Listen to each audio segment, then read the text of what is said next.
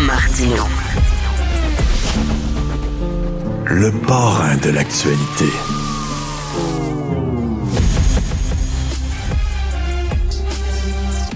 Nous sommes avec Sophie Durocher et je me suis dit que ça t'accrocherait, ça, Marc Miller, ce qu'il a dit sur le débat concernant le déclin du français. Ben, tu sais, moi, j'ai deux passions dans la vie, la culture québécoise et la langue française.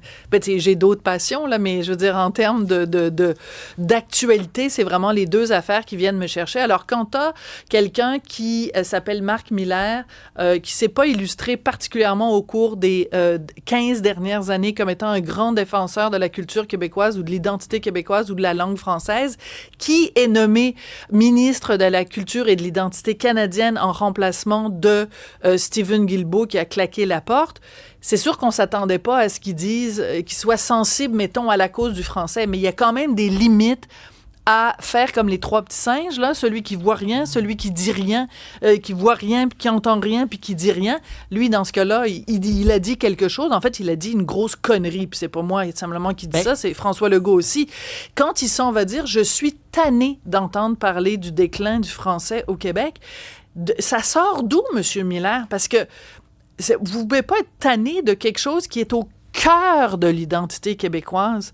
Vous pouvez pas être tanné de ça. Puis c'est quand même assez particulier parce que quand il s'en est pris à ça, il a dit je suis tanné que la cause du français soit toujours récupérée au point de vue politique et récupérée comme quelque chose d'identitaire.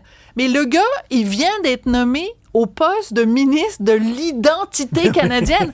Donc, c'est en train de nous dire qu'il y a deux poids, deux mesures. Quand tu es à Ottawa puis tu parles de l'identité canadienne, c'est formidable. Tout le monde doit applaudir parce que l'identité canadienne, c'est ce qui fait qu'on n'est pas des Américains. Puis c'est ce qui fait qu'on peut répondre à un gros malotru comme Donald Trump. Quand tu es au Québec, que tu es beaucoup plus minoritaire, que tu es beaucoup plus vulnérable que le Canada ne peut l'être par rapport à Trump, toi, tu es vraiment un minuscule petit territoire dans un océan anglophone.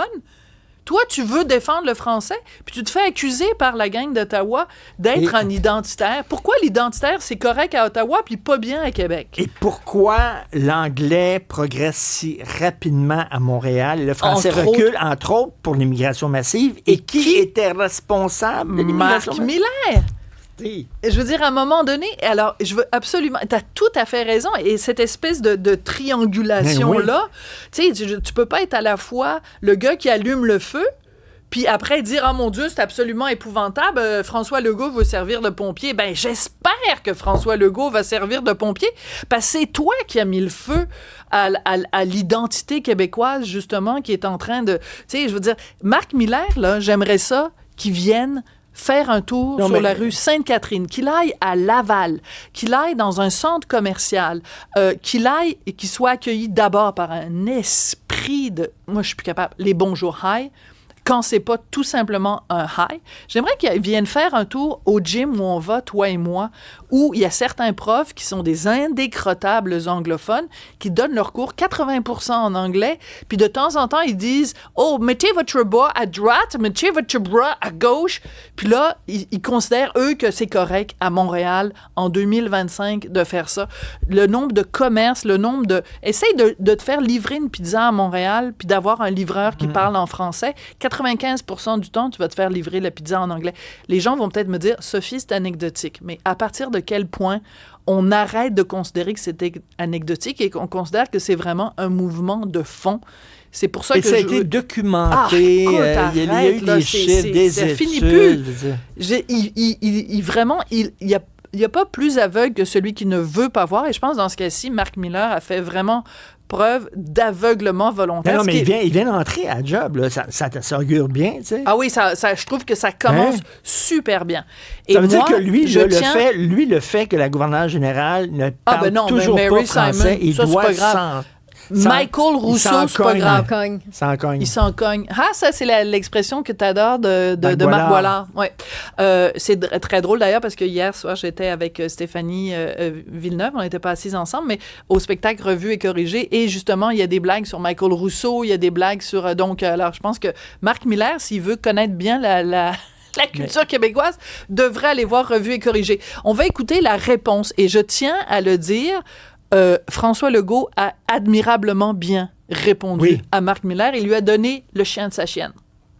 Marc Miller, le nouveau ministre fédéral de la Culture, vient dire qu'il est tanné du débat sur le déclin du français. Quelle honte! Marc Miller, là, c'est une honte pour tous les Québécois. Je ne sais pas comment il va faire pour se présenter dans une activité culturelle au Québec après avoir dit des conneries comme ça. Il ne se présentera pas dans une activité culturelle. Il ne se présentera pas dans une activité culturelle. Alors moi, je voulais voir comment les anglophones allaient traduire ça, conneries. Tu sais, en anglais, fait que je suis allée voir, je pense, un article de La Gazette ou CJD, je sais pas, peu importe, et nonsense. I don't know how he's going to be able to go to a cultural event in Quebec after saying that's nonsense. Mais Connerie, c'est pas assez fort, c'est pas assez fort, c'est des ludicrous statement, ou tu sais, vraiment la connerie, en plus, c'est un peu vulgaire quand même, dire une connerie dans la bouche d'un premier ministre, mais c'est comme ça qu'on l'aime, François Legault, quand il est sanguin, quand tu sens qu'il est convaincu d'avoir un rôle à jouer, pas en train de nous endormir des fois en nous parlant d'économie. J'adore ce que tu dis, je ne l'avais pas perçu comme ça, mais qui trouve que c'est trop identitaire alors qu'il est ministre d'identité. Il est ministre de l'identité. L'identité canadienne, c'est correct, par exemple. Non, mais c'est comme quand on se fait dire le nationalisme identitaire, mais tu sais, je vais revenir à la fameuse phrase de Winston Churchill, donc je vais essayer de raconter ça brièvement parce que tu me fais toujours le reproche de raconter des histoires qui sont trop longues. Je vais essayer de puncher. C'est trop long, là. OK. Winston Churchill, un de ses ministres lui dit il faut couper dans les arts et la culture et donner un plus gros budget aux armées pour la guerre. Et Winston Churchill répond mais alors, why do we fight? What do we fight for? Pourquoi on se bat? Pourquoi on se bat si on ne se bat pas pour notre art, notre culture, notre identité? Et c'est pour ça que c'est important, la réponse de François Legault à Marc Miller. C'est pourquoi on se bat au Québec pour survivre. Si on ne se bat pas pour notre langue, on se bat pour quoi? Ils devraient lire le journal. En France, ils se battent pour leur identité. En Belgique, ils se battent pour leur identité. Tous les pays en Europe se battent pour leur identité. Le Québec aussi, c'est le mot de la décennie, je pense, identité. Fait que, il devrait peut-être arriver en ville. Merci beaucoup. Merci. Sophie. Merci à toute l'équipe formidable avec qui je travaille, à la réalisation, la mise en onde, notre Père Noël à tous, Sébastien Laperrière, à la recherche, nos deux geeks, Maximile Sayer et Alexandre Moranville-Ouellette, à la mise en ligne, l'homme à la voix testiculaire, Fred Bastien et le cousin germain, Maxime Trouleau, et le gardien du temps impitoyable, Olivier Guillet et l'impeccable. Hein, c'est ça qu'il faut dire. C'est rendu que ça dure 30 secondes. On dirait que c'est le générique de Radio-Canada. Oui, c'est ça. L'impeccable Stéphanie. Une petite musique là, maintenant, même pour nous accompagner sur la fin. Stéphanie Villeneuve, merci. À demain à 15h. Bye bye tout le monde.